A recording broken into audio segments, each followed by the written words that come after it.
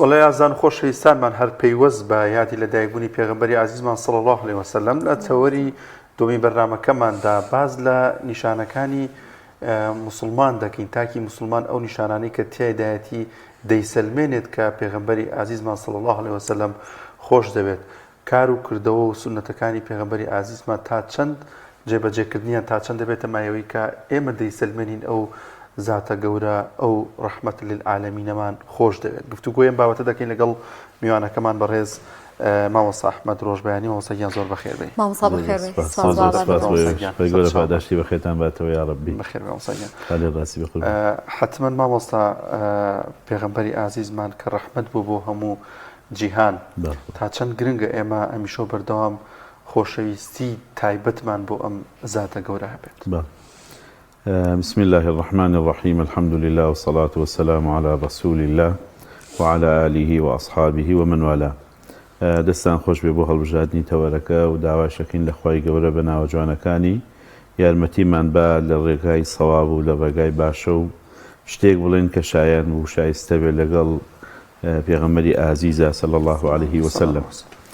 خۆشەویستان پێشەوەی بڕۆینە ناو با بڵێن مەغزای باسەکەەوە کە خۆشەویستی پێغەمبەر بێ صلی الله عليه وسلم حەخوایە ئێمە بیرەکەینەوە لە خۆمان کە ئێمە بەبێ پێغەمبەری خوا صلی الله عليه وسلم چین و ئێمە چەندێک قەزاری ئەو پێغەمبەرین صلی الله عليه وسلم لە هەر بوارێک لە بوارەکانی ژیانە ئیگری لە کۆمەڵایەتیە لە ئابووریە مەسەلەن لە تەندروستیە لە هەر بوارێک عەقیدە عیبادات هەر بوارێک لە بوارەکانی ژیانە ئیگری ئێستا تەماشا بکە بەراوردێ بکە لەگەڵ زمانی جەهالەتە ئەو کاتە بۆ دەرەکەوێت کە ئەم پێغەمبەرە صلی الله عليه وسلم طبعا بەهۆی قورئانەوە قورئانیش کەلامی خوایە چ گۆڕانکارێکی گەورەی کردووە و چه حەقێک و مافێکی گەورەی لەسەر ئێمە هەیە و پێویستە ئێمە بەڕاستی خاوەنی وەفا بین بەرامبەر بەو هەموو گۆڕانکاریەی کە پێغەمبەری خوا صلی الله عليه وسلم کردوویەتی و ئێستەش هەر شوێنێک و هەر زەمانێک و هەر شارێک و هەر لادەیەک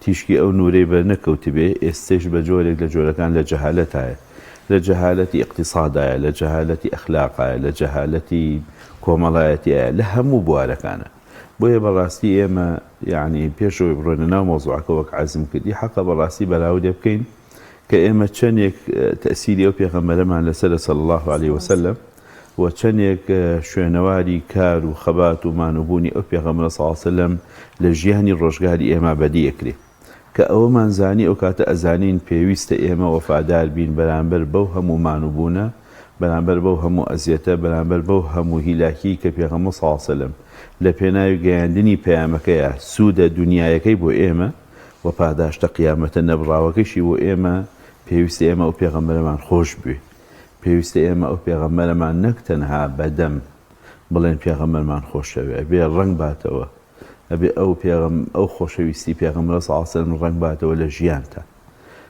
چۆن ڕەنگ باتەوە وەکو وتراوە الئیمان ما وەقەڕ فی القەلب وصدقه العمل ئیمان بریتە لە ناو دڵا جێگیر بێ بەڵام کار و کردارەکەت بیسەلمێنێ کە تۆ کەسێکی ئیمانداری بە نمونە گە جەنابەت عەترێک و گوڵاوێکت پێ بێ لە ناو شوشەیەکا بێ لە گیرفان تا بێ هەرچەنە لە منیشەوە دیار نییە بەڵام بۆنەکەیت ئەزانم عەترێکت پێیە گوڵاوێکت پێ ئەبێ ئیمان وامان لێ بکا بەڕاستی و ئەبێ خۆشەویستی پێغەمبەر صلی الله عليه وسلم ئاوامان لێ بکە کە بەکارمانە بە کردارمانە بە گفتارمانە بە هەڵسوکەوتمانە لە هەموو بوارێک لە بوارەکانی ژیانە پێمانەوە دیار بێ کە ئێمە بە وەفاین بەرامبەر پێغەمبەر صلی الله عليه وسلم خۆشمانەوێ ئەو پێغەمبەر صلی الله عليه وسلم چونکە زۆر قەزاری ئەو پێغەمبەرین زۆر.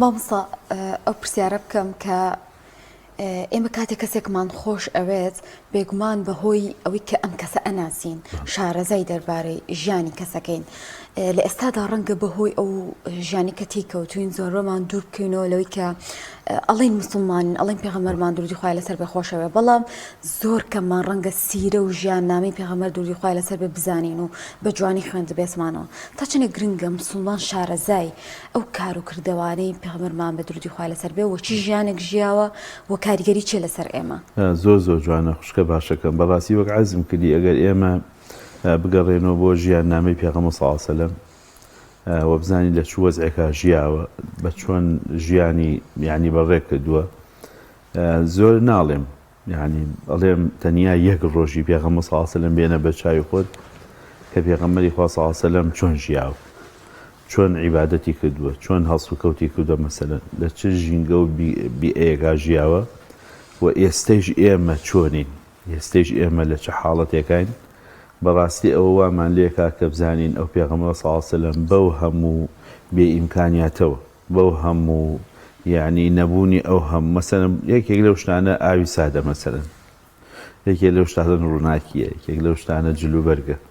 دایکمان دای عایشە فەرمێ پێغەمبەری خوا صلی الله علیه و سلم کە ئەچووە سوژدا و نوێژیە کرد ئەوە ئەگریا کە سەری بەرزە کردەوە ناوچاوی مبارەکی هەمووی قوڕی پێوە بوو، لەبەرەوەی ڕاخەرێ نەبوو، لەبەرەوەی کاشیەک نەبوو سەرخاتە سەری، هەر ئەو خۆڵە بوو، هەر ئەو گڵە بوو.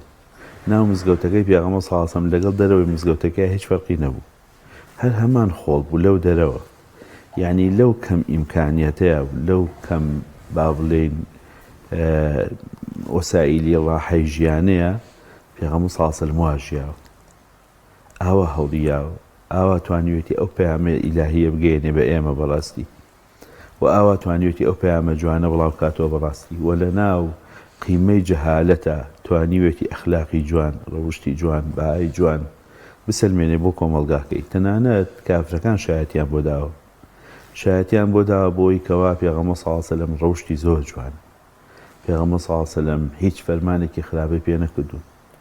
کاتێککە نوێنەری ئەچن بۆ لای هێرقل پێیان ئەڵێ ئەم پێغەمبەرە ئاوایە و ئاوایە، حەچی وەسفی جوان هەیە ئیکەن، ئەڵێن پێغەمبەر صلی الله علیه و سلم داوای ئەوەمان لێک، داوای ئەومان لێکا خیانەت نەکەین، داوای ئەومان لێکا دزی نەکەین، داوای ئەومان لێکا سیلەی ڕەحمەکانمان بگەێنین، داوای ئەومان لێکا کە باش بین لەگەڵ یەکتریە. هەموو ئەمانە وامان لێکا ئێمە بگەڕێنەوە بۆ خوێندنەوەی سیرەی پێغەمبەر صلی الله علیه و سلم. جا ئەگەر ئێمە سیرەمان خوێندەوە و شارەزا بووین لە ژیانی ئەو پێغەمبەر صلی الله علیه و سلم، شارەزا بوون لە ژیانی پێغەمبەر صلی الله علیه و سلم مەبەستمەوە نییە کە ناوەکەی بزانی و باپیری بزانی و چۆن ژیاوە پێغەمبەر صلی الله علیه و سلم و چەند ساڵ لە مەکە بووە، چەند ساڵ لە مەدینەوە بووە، ژیانێکی سەطحیە.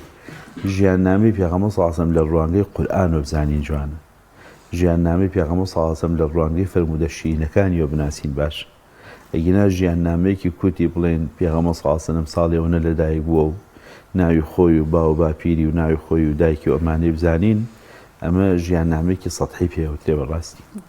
بۆیە پێویستە بەڕاستی لەسەر هەموو ئێمە شوێن کەوتوانی ئەو پێغەمبەر صلی الله علیه و سلم ژیاننامەی پێغەمبەر صلی الله علیه و سلم پێغەمبەر بناسین لە ڕوانگەی قورئانەوە، قورئان چۆن وێنای پێغەمبەرمان بۆکە، چونکە بەڕاستی قورئان معلومی بەڕێستانە کەلامی خوایە، وەکو خوای گەورەش لە سەرەتای سوورەتەکانی بیدایەتی قورئانە فەرموویەتی ذلك الكتاب لا ريب فيه، هیچ گومانێکی تیا نیە. دەی خوای گەورە لە ئایەتێکا پێناسی پێغەمبەر صلی الله علیه و سلمەکە، مەسەڵەن مەبەستم یەک ئایەت نییە، بە چەندەها ئایەت، بەس لە یەک ئایەتە پێناسەیەکێکە فەرمی وما أرسلناك إلا رحمة للعالمين. ئێمە با لە سۆزەوە سەیری پێغەمبەرەکەین صلی الله علیه و سلم، لە سۆزداریەوە سەیری ئەو پێغەمبەرەکەین صلی الله علیه و سلم. زان چەند پێغەمبەرێکی بە سۆز بوو، چەند پێغەمبەرێکی ڕەوش جوان بوو کە لە کاتێکا خوای گەورە پێ فەرمی وإنك لعلى خلق عظيم. یعنی کاتێک کە ڕاوەی ئەم ئایەتە قورئانیەکەی زانایان ڕاوەکارانی قورئان مفەسیرین لە بەرامبەر ئەم ئایەتە قورئانیە خوشکە بەڕێزەکەم برا ئازیزەکەم چۆکیان دایاوە، ئەوەنە جوان باس کراوە، ئەوەنە جوان داڕێژراوە ئەم ئایەتە، یعنی وإنك لعلى خلق عظيم. خوایەک بەو گەورەیە و بەو عەزەمەتیە و خالقی ئەم کەون و کائیناتە شایەتی بۆ ئەو پێغەمبەرە بە بفەرمێت تۆ لەسەر ئاکارە هەرە گەورە و عەزیمەکانی. ئێمە چەندێک ژیاننامەی ئەو پێغەمبەرەمان خوێندوتەوە لە ڕوانگەی ئاکارەکانی ئەو، چەندێک خوێندومانەتەوە. ماوەسەیان تا چەند گرنگە تاکی موسڵمان هاوشانی ئەو کار و کردوانەی ئەو عیبادەت و پرستشانەی کە پێغەمبەری ئازیزمان صلی الله علیه و سلم ئەنجامی داوە لە شەو نوێژ لە عیبادەتەکان بەگشتی لەگەڵ یا پێغەمبەری ئازیزمان صلی الله علیه و سلم ڕەفتار و سلوک و مامەڵەی لەگەڵ دراوسێ، لەگەڵ خێزانی، لەگەڵ هاوڵان، ینی زۆر زۆر جیاوازتر بووە. هیچ هەر کەمێک لەو بچین تا چەند گۆڕانکاری لە ژیانمانە دروستە بێت، تا چەند دەبێتە مای خۆشەویستی، تەبایی، پەیوەندی کۆمەڵایەتیەکان، خۆشەویستی و تەبای لە نێوان خێزانەکان لە نێوان هاوسەران لە نێوان دراوسێ ینی هیچ نە تۆزێک کار و کردوی ئەوە بگرین تا چەند ئەمە دەبێتە ماوەی کە کۆمەلگایەکی سەقامگیر خێزانێکی بەختەوە دێتە ئاراوە. زۆر جوانە. پێم خۆشە وەڵامی پرسیارەکەت بە نمونەیەک بەمەوە کە لە زمانی پێغەمبەری خوایە صلی الله عليه وسلم ڕوویاوە. سەرەتا بە ئەومان لە یاد بە بەڕاستی دینداری و ئیسلامەتی تەنها بریتی نییە لە نوێژ و ڕۆژ و تەنها بریتی نییە لە چوار زیکری ئێمە بیکەن بەڕاستی. پێغەمبەری خوا صلی الله عليه وسلم ڕاوەی دینی بۆ کردوین فەرمێتی ئەدین والمعاملە. دین بریتیە لە هەڵس و کەوت بەڕاستی. نمونەکەم بەوە یەنمەوە کە پێغەمبەری خوا صلی الله عليه وسلم لە زمانی ئەوە باسی ئافرەتێکیان کردیان ئەم ئافرەتە عیبادەتی زۆرە، زیکر و ئەورادی زۆرە، ڕۆژووی زۆرە، نوێژی زۆرە، بەڵام تەنیا یەک عیبی تایە پێغەمبەر صلی الله عليه وسلم فەرمی عیبەکەی چییە؟ فەرمی یؤذی جیرانها بلیسانها، بە زبانی ئەزیەتی هاوسێ هاوماڵەیە. دەی سەیری ئەو وەڵامی پێغەمبەر کە صلی الله عليه وسلم بووی فەرمی لا خەیرە فیها، یەک خەیری تیا بەدی ناکری، هي من ئەهلی نار، ئەهلی ئاگرە. کەواتە خۆشەویستەکانم ئێمە بەڕاستی ئەبێ یعنی دین بەوە حاڵی بین و ئیسلامەتی بەوە حاڵی بین کە کردارە بەشێکی پەیوەندی هەیە بە تۆ خواوە، بەشێکی هەیە پەیوەندی هەیە بە عەبد و پەروەردگاریەوە، بەس بەشە هەرە گەورە و گرنگەکەی پەیوەندی هەیە بە ئێمە بە کۆمەلگاوە لەناو خۆمان ناچۆنی. چەندێ تاکی مسلمانی ئیماندار کە یادی پێغەمبەر کاتەوە صلی الله عليه وسلم چەندێ ڕێز لە باوکو دایکێگری، چەندێک ڕێز لە مامۆساکەیەکری، چەندێ ڕێز لە کەسێکی بەتەمەنەکری، چەندێ بە بەزەیە بێ بەرامبەر بە مناڵێک. یعنی جا هەنێک فەرمودەی پێغەمبەر صلی الله عليه وسلم ئێمە کرێ بڵێن زۆر مەشهورە لە ناومانە، بەڵام ئێمە چەندێک لەسەری وەستاوین. مەسەڵەن بۆ نمونەیەکێک لەو فەرمودانە فەرمێ لەیسە منا من لم يرحم صغيرنا ويوقر كبيرنا. لە ئێمە نییە، یعنی لەسەر منهەجی ئێمە نییە، لەسەر ڕچەی ئێمە نییە، لەسەر ڕێبازی ئێمە نییە. کەسێ بە بەزەیی نەبێ بەرامبەر بە مناڵەکانمان، خاوەنی ڕێز نەبێ بەرامبەر بە گەورەکانمان. یعنی سەیری ئەم تەعامولە خۆ نەباسی نوێژ و نەباسی ڕۆژوو ئەمانە لە ئارایە نییە بەڕاست. بۆیە بێ بەکار و کردار و هەڵس و کەوت ئێمە بیسەلمێنین کە پێغەمبەری خوامان خۆشەوێ صلی الله عليه وسلم. باش مامۆستا بەچیە ئەناسرێتەوە کەم کەسە پێغەمبەر دوودی خوای لەسەر بێ خۆشەوێ؟ هەر بۆ کردار و ڕفتارانەیە یان ئەو کەسە جیاوازیەکی ئەبێ لە کەسانی تر؟ خۆشەویستی پێغەمبەر صلی الله عليه وسلم ئەکرێ بڵێن دوو بەشە. بەشێکیان پەیوەستی بە دڵەوە هەیە کە لە ڕوانگەی ئەو فەرمودەی پێغەمبەر صلی الله عليه وسلم فەرمیێتی لا يؤمن أحدكم حتى أكون أحب إليه من ولده ووالده والناس أجمعين. ئەو پەیوەندی بە دڵەوە هەیە. فەرمووی ئیمانی هیچ کەسێ لە ئێوە تەواو نابێ هەتا وەکو منی، واتە پێغەمبەر صلی الله عليه وسلم لە خۆی، لە مناڵەکانی، لە دایک و باوکی، لە هەموو خەڵک زیاتر خۆش نەوێ. ئەوە پەیوەستی بە دڵەوە هەیە. دڵمانە بێ ئاوا بێ بۆ پێغەمبەر صلی الله عليه وسلم. یعنی یەکلایکەین وەکو وتراوە ئەڵێ ئینسان تۆزێک چاو داخاو دوورکەوێتەوە لە با بڵێن تەسیراتی ژیان و بیرێک لە خۆی و دڵی بکاتەوە و لە پێغەمبەر صلی الله عليه وسلم چەندێ ئەو پێغەمبەرت خۆشەوێ. ئیتر ئەوە خۆت بۆ خۆت ئەتوانی شایەتەکەی بێ. بەشێکی تریشی بە عەمەل، بە کردار. چەندێک ئێمە ڕەوشتەکانی زینووەکەینەوە، چەندێک ئێمە بە ئاکارە جوانەکانی پێغەمبەر صلی الله عليه وسلم زینووەکەینەوە، یعنی بەوە ئەیسەلمێنێت کە ئێمە پێغەمبەرمان خۆشەوێ. سونەتەکانی پێغەمبەر صلی الله عليه وسلم جێبەجێکەین. مەسەلەن لە نوێژمانە، لە تاعەتمانە، لە عیبادەتمانە، لە هەڵس و کەوتمانە، یعنی ئەو شتانەی کە پێغەمبەر خۆشی ویستوە ئێمە بیکەین. ئەو شتانەی کە پێغەمبەر صلی الله عليه وسلم ڕقی لێی بووە ئێمە نەیکەین. ئێمە چەندێک ئاواین، چەندێک بەدەمیەوە چین بەڕاستی، چەندێک وەکو وتراوە کە فەرمیێگە کەسێکی غەریبە بچوایە وای ئەزانی پێغەمبەرستانە، بۆ چونکە ئەسحاب هەمووی لە پێغەمبەرە چوو صلی الله عليه وسلم. ئێمە چەندێک لە پێغەمبەرە چین، هەڵس و کەوتمان، ئاکارمان، ڕەوشمان، کردارمان، گفتارمان چەندێک پێغەمبەری خوا صلی الله عليه وسلم لێی ڕازیە، چەندێک بە پێی سونەتی ئەوە، چەندێک بە پێی ڕەوشتی بەرزی ئەو پێغەمبەری صلی الله عليه وسلم. بۆیە بەڕاستی زۆر پێویستەکە، یعنی ئەم بابەتە تەنها من زۆر جار ئێڵێم و سێژ لە خزمەت جەنابتان و بینەران و بیسەرانی ئەم تەلەڤیزیۆنە جوانەیە ئێڵێم، یعنی ناکرێ ئێمە یادی پێغەمبەر صلی الله عليه وسلم تەنها لە ساڵێکا ڕۆژێکەینەوە. یعنی ئەوە یعنی جەفایە بەیان بە پێغەمبەر صلی الله عليه وسلم. ئەبێ بەیانی هەڵسای هەتاوەکو ئێوارە تۆ لە یادی پێغەمبەرا بی، بەیانی کە هەڵسای زیکرێکەکەی ئەڵێ الحەمدولله بزانە یەکەم کەس کە داهێناوە الحەمدوللیلایە پێغەمبەر بوو سەڵڵەڵەهو عەلەیهی وسەلەم. یعنی بۆ یادی کەرەوە کە ئەچی مەسەلەن بۆ دەستنوێ شۆرین، مەسەلەن ئەچی نان خواردن، پۆشاک لەبەرەکەی سەیری ئاوێنە ئەەکەی ئەچی بۆ بازاڕ، هەموو ئەمانە زیکری هەیە. هەموو ئەم زیکرانە ئەبێ یادی پێغەمبەرمان خاتەوە بەڕاستی. ئەبێ یادی ئەو کەسە بخێنەوە یەکەم جا کی ئەم زیکرەی کرد، کی ئەم زیکرەی داهێناوە. یعنی ئەوانە هەمووی یادی پێغەمبەر بێ صلی الله علیه وسلم لە هەموو کایەکانی ژیانە. بێگومان ڕاوسەگیان دیاریکراوی وەڵامەوە نەگر لە نێو خێزاندا تەبایی خێزان پێغەمبەری عەزیزمان صلی الله علیه وسلم ئەگە سەیری ژیانی بکەین دەبینین لەگەڵ خێزانەکانی ینی زۆر جیاواز مامەڵەی کردووە لەگەڵ دەوروبەرەکەی.